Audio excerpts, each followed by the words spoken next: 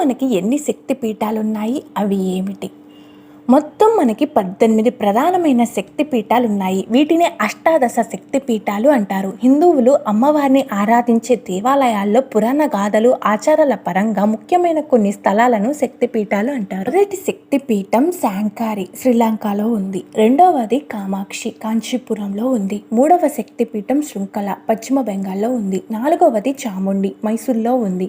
ఐదవది జోగులాంబ, ఆంధ్రప్రదేశ్లో ఉంది. ఆరవది బ్రహ్మరాంబిక, శ్రీశైలంలో ఉంది. ఏడవది మహాలక్ష్మి, కొల్హాపూర్, మహారాష్ట్రలో ఉంది. ఎనిమిదవ శక్తిపీఠం ఏకవీరిక, మహారాష్ట్ర.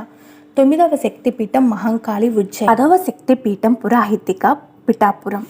గిరిజ వరిసా, మాణిక్యాంబ ద్రాక్షారామం, కామరూప అస్సాం, మాధవేశ్వరి యూపీ, వైష్ణవి జ్వాలాక్షేత్రం, మంగళగౌరి బీహార్, విశాలాక్షి వారణాసి,